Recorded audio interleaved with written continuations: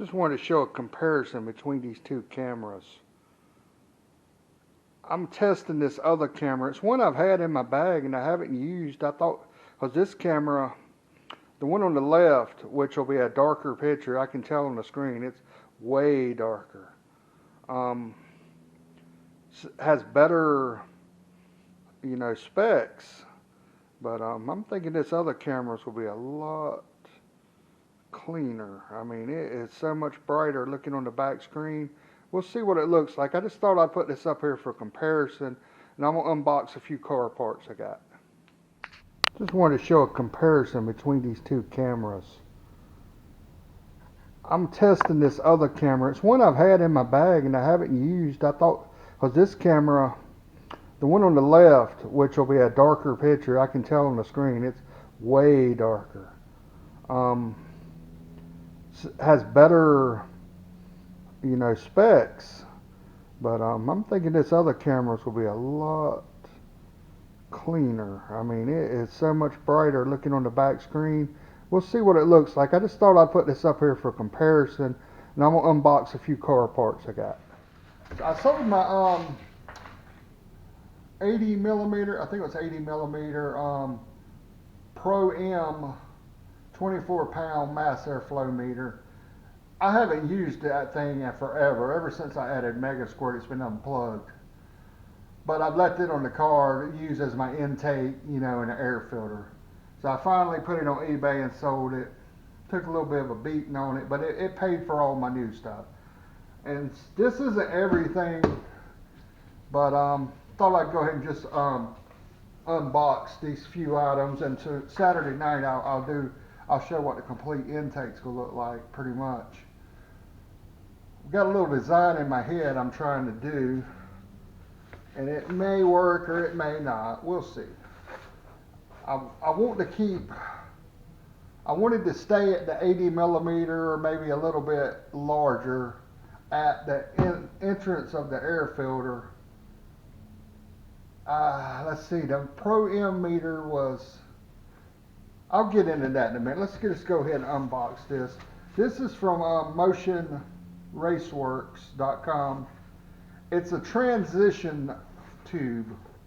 I'm glad I found it because I've got a bell mouth ordered too, and it's 6-inch and a 4.5-inch output. And you'll see that in the video showing all the parts. And this transition tube is a smooth transition. So it's not like exhaust pipe where it's got the, what would you call that? It's like a little ledge where it goes down to the next size.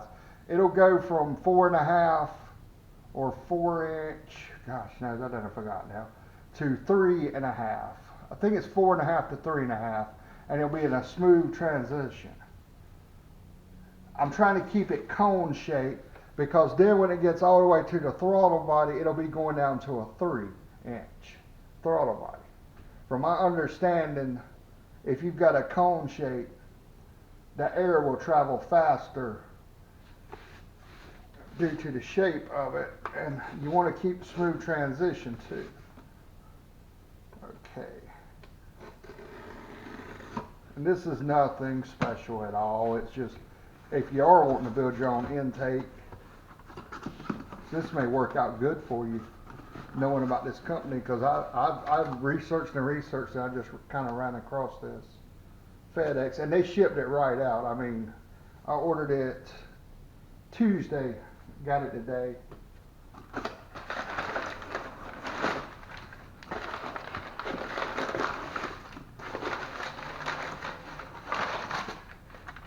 Aluminum, and it's smooth. It don't have that wrinkle in it like an exhaust coupler would.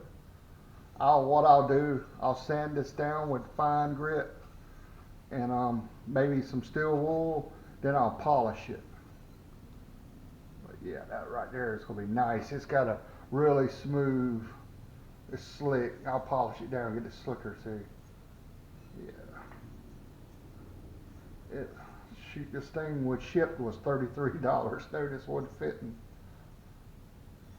But everything else, I didn't want to use a piece of exhaust pipe, because a piece of exhaust pipe would go 4.5, it would go to here, and then it would step down like half, and you'd have a big lip right here.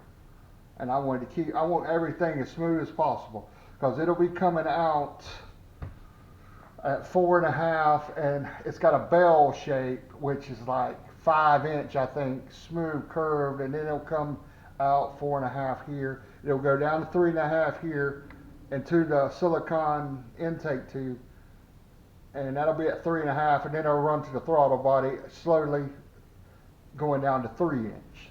So it'll keep it kind of a cone shape.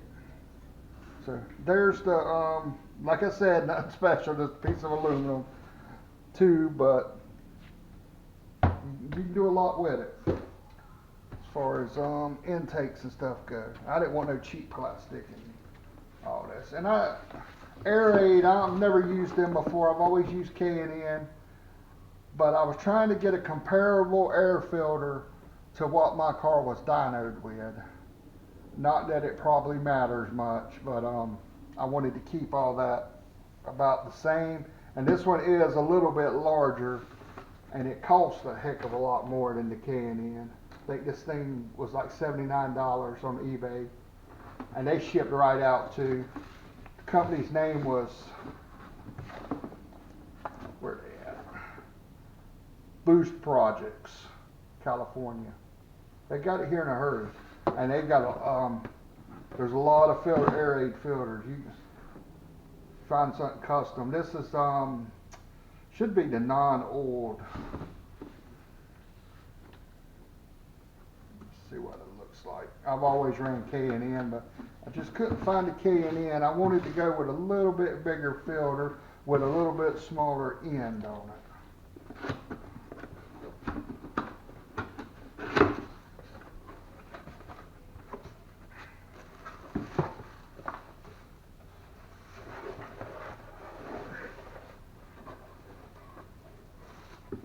This will make more sense when I get the rest of the parts and I do the complete intake. Do not discard the air filter, Airaid. Non-disposable. I got to see how this stuff works, because if I'm correct, this is the non-oiled one. I'm not too worried about that sticker.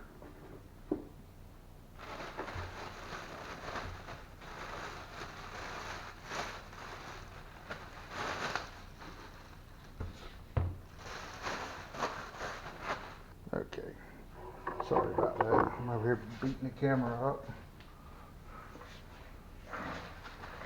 The Pro M mass airflow was 5 inches across right here. This one is 4. But my thinking is I can tuck this, see, unlike a Fox body with a 5.0, I've got that flip up headlight. That's right where the air filter would be on a Fox body, Mustang.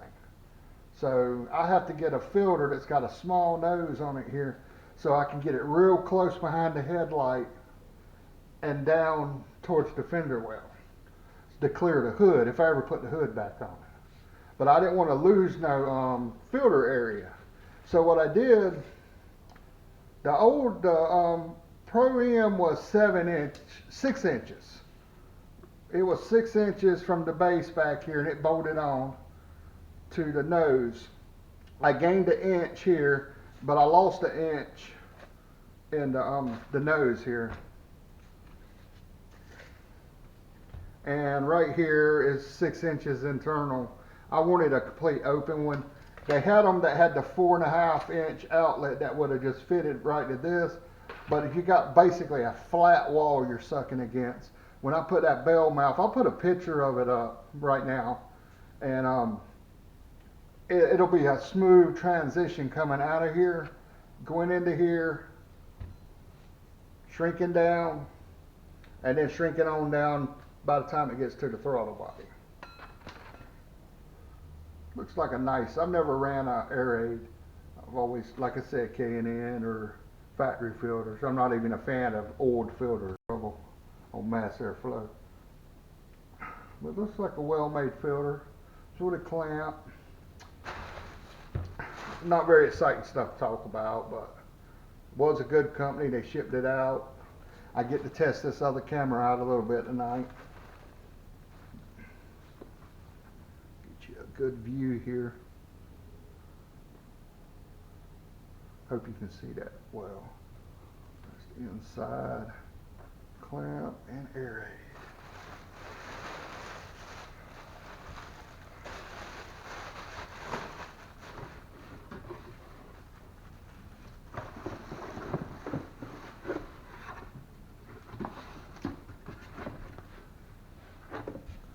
And there's they call this a smooth transition if you ever Google one. This one is a 4.5 to 3.5 smooth transition, and you can get it in stainless, aluminum, or different versions. Now I want to point out one thing on this one, and it's why I wanted this one. There's a company I think called Vibrant Motorsports where you'll see a lot of these listed, but they are a cone shape, complete cone. This one has a flat area right here and a flat area right here where you can slide your hose over and clamp it down.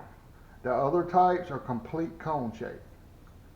You basically, I don't know, they're probably used for fabricating and you weld it on or something.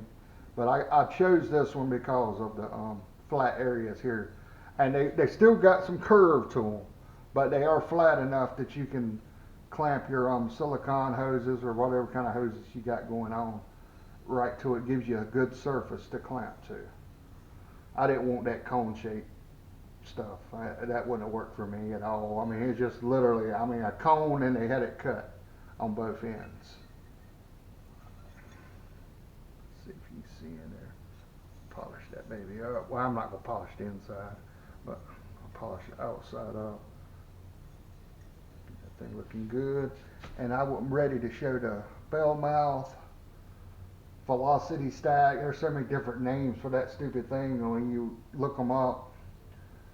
But it'll clamp right on inside of this air filter.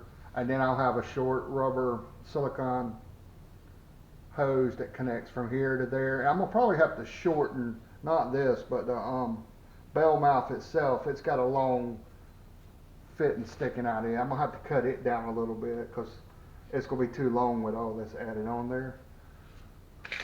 Which actually it probably won't be. Well, the filter's an inch longer. See, I'm not gonna have a mass airflow meter now, so this basically would be the length, and it's about the length of the mass air, what it would have been. That'll be in there. I think I will have to cut off a few inches to, else it'll be in my headlight. I'd rather have it a little longer to get it away from my exhaust. I know everybody always picks on my air filter because it's like right over the exhaust header. There's just not much options on that car. Without getting crazy, there's no fender well options, which I don't want my filter in the fender well, mud and dirt and water and everything else. I work on cars and I see that all the time. Oh, I didn't see this stuff in here. Motion and Race Works. And of course a sticker. Motion Race Works.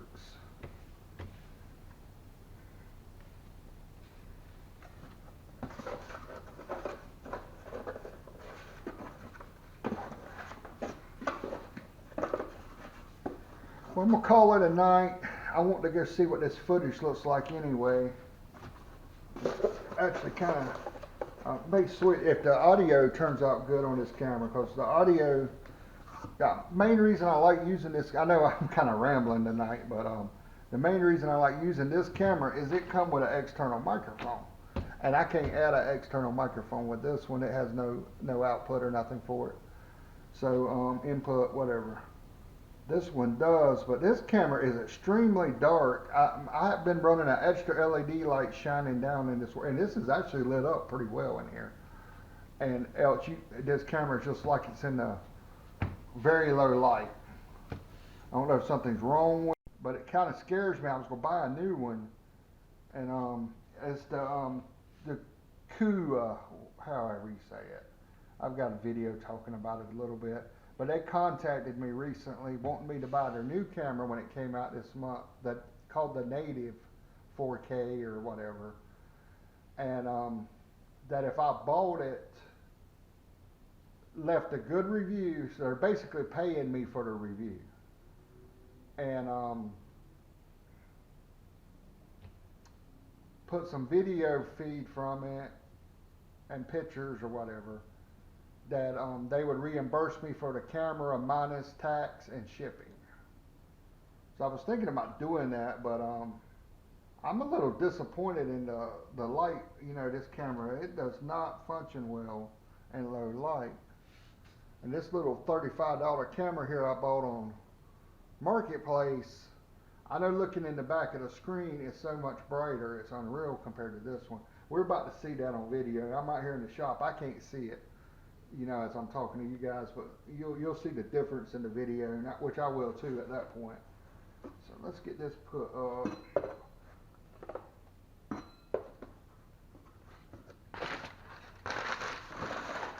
Tomorrow I'm gonna get my wheel spacers. They'll come in, and I don't usually run wheel spacers, so that's not like a performance thing or for looks or anything for me. When I did my caliper upgrades, the back of my rim was hitting the caliper, so I had to put autos on, 1/4 inch thick wheel spacers on the front, cheesy cast aluminum things that are universal fit. I know they work, but I know they're there and I can't stand them. So I ordered some actually ones that fit the hub. When you slide it on, it fits like it should for a Miata, and it spaces it out very minimum. I think it's like 3 millimeter. It'll be whatever half of a 1/4 inch is. It should be about half of that, because I don't need no my wheels spaced out at all anyway. So I'm hoping that'll help tuck my wheels under a little bit. You guys have a good night. I'm gonna go pull this footage off of here and kick back and relax and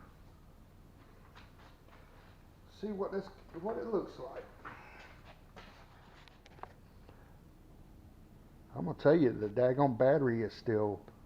I think this could be a way better camera I'm using right now, and I don't even remember the name of it. It's some off name, but the battery's still fully charged.